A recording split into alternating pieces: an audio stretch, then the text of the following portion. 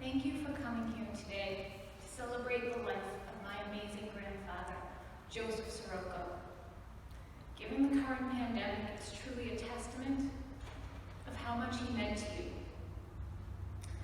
It's impossible for me to put into words what he meant to me, just as it's impossible to summarize a century of life and love in a few minutes. But here we are. So please bear with me as I try to honor my grandfather and his epic life to the best of my ability.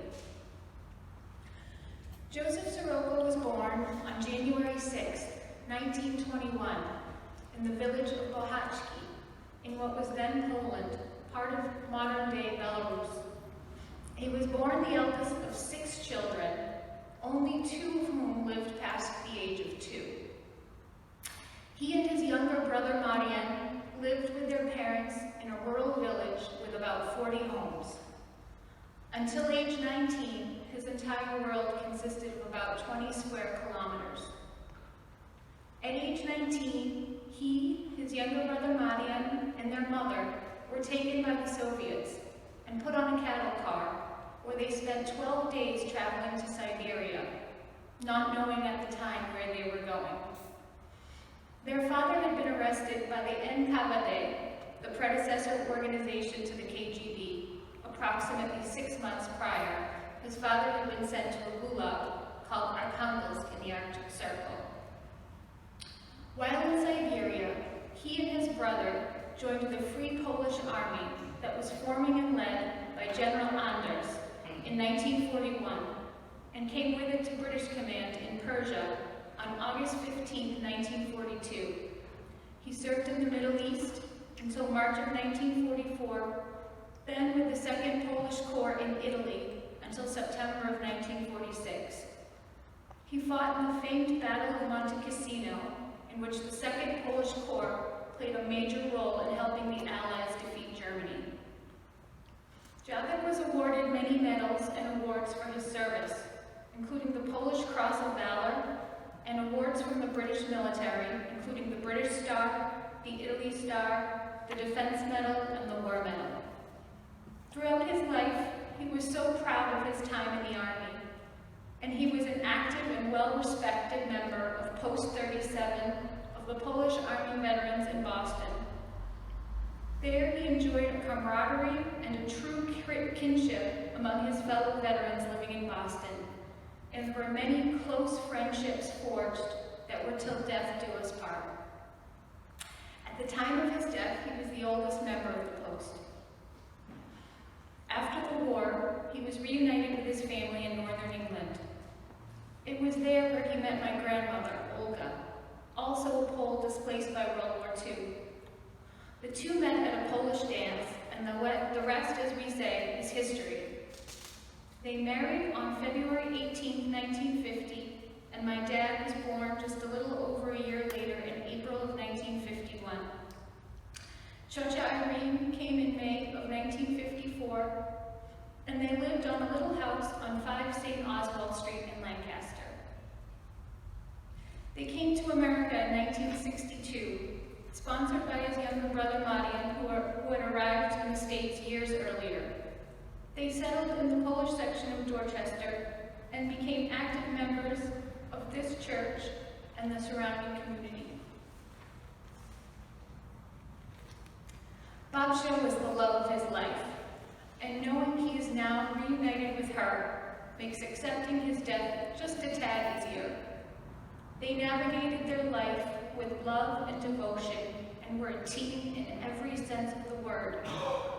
They were married for 67 years and were truly blessed to enjoy so many wonderful years together. Towards the end, after a stroke left Babcia paralyzed and in a wheelchair, Józef chose to care for her at their home for as long as he could. He was well into his 90s at that point, but he loved her so much he did it. Love always protects, always trusts, always hopes, always perseveres. Love never fails. Józef always worked hard to provide for his family. He worked as a meat packer and a security guard to ensure his family could have food on the table and a roof over their heads. He was very wise, and he knew the value of an education. My dad always told me the story about when he was goofing off in school, and he said, if you want to end up hanging huge hams in a freezer like me, by all means keep doing what you're doing. But he wanted more for his family.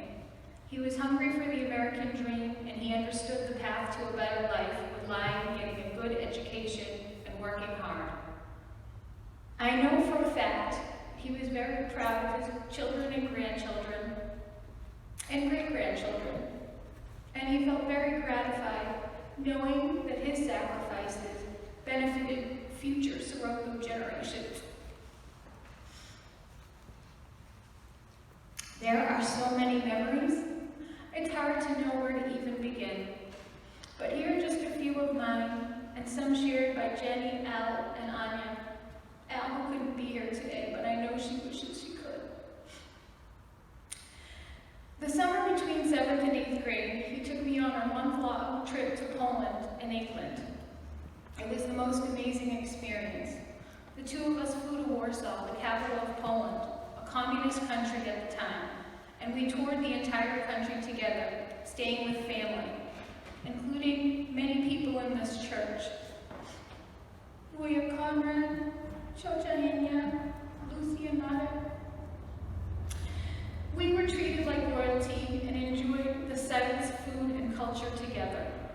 He wanted to show me Poland and give me a sense of who I was and where I came from. What a gift.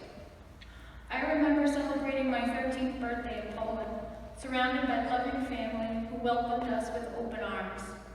He told us that he has fought for this country, although he had never laid eyes on any part of it except his small rural area near his home in Bohacki, which was no longer part of Poland after the war. He was a true Polish patriot and a real hero. He even took me to the concentration camp Auschwitz. It had a profound effect on me, and I ended up writing my college application essay based on that experience. He was always so kind and generous. Every single time I saw him as a child, which was actually pretty often, he gave me $1. He always wanted to make us happy and give us a little luxury that he never had. He also paid us for getting good grades. He definitely wanted to encourage us to do well in school. I think of the gentle way he'd comb through our tangled hair as kids, a big bear of a man combing our hair so gently and with the patience of a saint. I think of Józef and Babcia in their garden on Poplar Street, rows and rows of vegetables. It seriously looked like the Victory Garden. I think of the insane amount of pickles curing in the fridge in the basement. Picture, if you will, an entire fridge devoted to pickles. Yeah, I'll always remember that. There was never a shortage of pickles in that house. I think of his love of wrestling and how we weren't allowed to watch anything else on those nights. He was always the life of a party and loved to dance and sing. How he called everyone Mr. Brown. How much he and Babcia enjoyed watching Erica, aka All My Children. They watched it religiously for decades.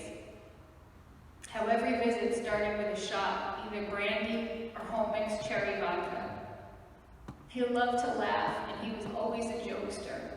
He'd trick you into tickling you by checking if you had water in your knee. He kept his humor until the very end. On his deathbed, my dad asked him how he was feeling because the doctors wanted to know if he was experiencing any pain. And he said, "Feel like a scrambled egg." That was so Józef. The epic poker nights with friends and laughs galore. His temper. Nobody messes with Joe Soroko. Walks around Blue Hills where American donuts were often spotted.